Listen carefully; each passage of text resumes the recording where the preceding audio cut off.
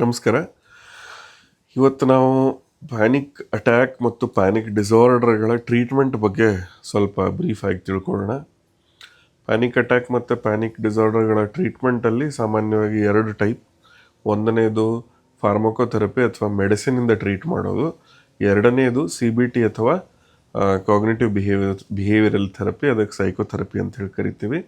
ಇದು ಎರಡರ ಜೊತೆಗೆ ಹೆಲ್ದಿ ಲೈಫ್ ಸ್ಟೈಲ್ ಮೇಂಟೈನ್ ಮಾಡೋದು ಭಾರಿ ಮುಖ್ಯ ಆಗ್ತದೆ. ಮೆಡಿಸಿನ್ಸ್ ಅಂತಂದರೆ ಸಾಮಾನ್ಯವಾಗಿ SSRI ಅಂತ ಹೇಳೈತಿ, SNRI ಅಂತ ಹೇಳೈತಿ. ಅದನ್ನು ಶುರು ಮಾಡ್ತೀವಿ. ಒಂದು ಕಂಟಿನ್ಯೂಸ್ ಆಗಿ ತೊಗೊಳ್ಳೋದು, ಇನ್ನೊಂದು SOS ತೊಗೊಳ್ಳೋದಿರ್ತೈತಿ. ಸಾಮಾನ್ಯವಾಗಿ 40-50% ಜನ ಮೆಡಿಸಿನ್ಸಿಗೆ ರೆಸ್ಪಾಂಡ್ ಮಾಡ್ತಾರೆ. ಆದರೆ ಏನೋ ಒಂದು ಸ್ವಲ್ಪ ಹೆಚ್ಚಿಗೆ ದಿವಸ ಕೊಡಬೇಕಾಗ್ತೈತಿ. ಅದಾದ ಮೇಲೆ ನಿಲ್ಲಿಸಿದ ಮೇಲೆ ಯೂಶಲಿ ರಿಲ್ಯಾಪ್ಸ್ ಆಗೋ ಚಾನ್ಸ್ ಇರ್ತೈತಿ. ಆಮೇಲೆ ಮೆಡಿಸಿನ್ ಅಂದ್ರೆ ಅಫ್ಕೋರ್ಸ್ ಅದರದೇ ಆದ ಸೈಡ್ ಎಫೆಕ್ಟ್ ಇರ್ತಾವೆ. ಅಂತ ಮೇಜರ್ ಸೈಡ್ ಎಫೆಕ್ಟ್ ಇಲ್ಲದೆ ಇದ್ರೂ ಕೆಲವೊಂದು ಸೈಡ್ ಎಫೆಕ್ಟ್ ಅಂತೂ ಡೆಫಿನೆಟ್ಲಿ ಇದ್ದೇ ಇರ್ತಾವೆ. ಆಮೇಲೆ ಈ CBT ಸೈಕೋಥೆರಪಿ, CBT ಅಂತಂದರೆ ಕಾಗ್ನೇಟಿವ್ ಬಿಹೇವಿಯರಲ್ ಥೆರಪಿ.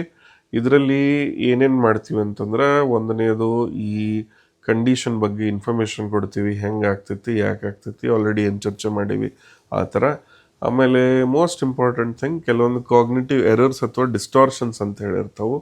ಅವಂತಂದ್ರೆ ನನಗೆ ಹಾರ್ಟ್ ಅಟ್ಯಾಕ್ ಆಗೇ ಬಿಡ್ತೈತಿ ಅಥವಾ ನಾನು ಸತ್ತ ಬಿಡ್ತೀನಿ, ಈ ಥರ ಕಂಡೀಷನ್ಸ್ ಅಥವಾ ಈ ಥರ ಥಾಟ್ಸ್ ಏನಿರ್ತಾವೆ ಅವುಗಳನ್ನು ರಿಪ್ಲೇಸ್ ಮಾಡಿ ಹೆಲ್ದಿ ಥಾಟ್ಸ್ಗಳನ್ನು ಆ ಜಾಗಕ್ಕೆ ಬರೋ ಥರ ನಾವು ಕೌನ್ಸಿಲಿಂಗ್ ಮಾಡ್ತೀವಿ, ಹೇಳ್ಕೊಡ್ತೀವಿ ಕೆಲವೊಂದು ಟ್ಯಾಕ್ಟಿಕ್ಸನ್ನು, ಕೆಲವೊಂದು ಟೆಕ್ನಿಕ್ಸನ್ನು. ಇದಕ್ಕೆ ಕಾಗ್ನೇಟಿವ್ ರಿಸ್ಟ್ರಕ್ಚರಿಂಗ್ ಅಂತ ಹೇಳಿ ಕರೀತಾರೆ.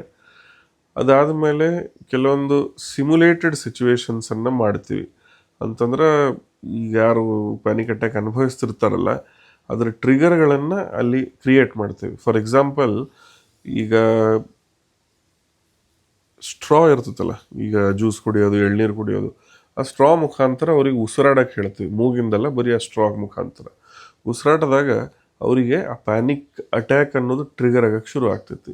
ಇಲ್ಲ ಒಂದು 4 ಸ್ಟೇರ್ ಕೇಸ್ ಅವ್ರು ಫಿಟ್ಟಿದ್ರೆ 4 stair case flight of stairs ಹತ್ತಿರಿ ಅಂತಂದಾಗ ಸ್ವಲ್ಪ ದಮ್ ಹತ್ತಂಗೆ ಆಗ್ತೈತಿ. ಅವಾಗೂ ಆ ಪ್ಯಾನಿಕ್ ಟ್ರಿಗರ್ ಆಗ್ಬೋದು. ಹಂಗೆ ಅವರಿಗೆ ಈ ಥರ ಚಿಹ್ನೆಗಳಿದ್ರೂ ಸಹಿತ ಅವು ಡೇಂಜರಸ್ ಚಿಹ್ನೆಗಳು ಅಲ್ಲ ಅಂಥೇಳಿ ಅವ್ರಿಗೆ ತಿಳಿಸೋ ಸಲುವಾಗಿ, ಮನದಟ್ಟು ಮಾಡೋ ಸಲುವಾಗಿ ನಾವು ಸಿಮ್ಯುಲೇಟೆಡ್ ಸಿಚುವೇಶನ್ಸನ್ನು ಅಲ್ಲಿ ಕ್ರಿಯೇಟ್ ಮಾಡಿ ಅವ್ರಿಗೆ ಹೇಳ್ಕೊಡ್ತೀವಿ.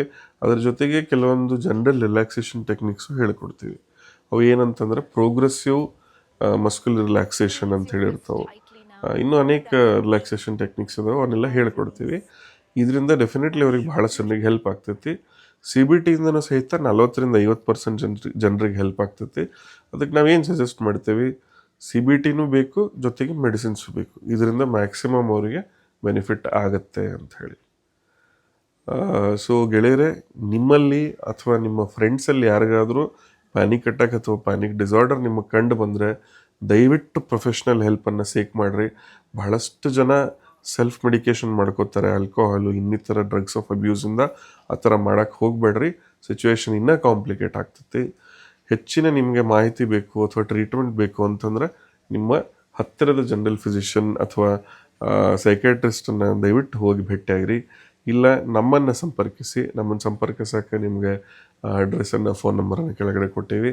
ಅದರ ಜೊತೆಗೆ ಈ ಥರ ಸಾಮಾನ್ಯವಾದ ಮನೋರೋಗ ಅಥವಾ ಮಾನಸಿಕ ಆರೋಗ್ಯದ ಬಗ್ಗೆ ಇರುವಂಥ ಸಮಸ್ಯೆಗಳ ಒಂದು ಮಾಹಿತಿಗಾಗಿ ನಮ್ಮ ಚಾನಲ್ನ ದಯವಿಟ್ಟು ಲೈಕ್ ಮಾಡಿರಿ, ಶೇರ್ ಮಾಡಿರಿ, ಸಬ್ಸ್ಕ್ರೈಬ್ ಮಾಡಿರಿ. Thank you.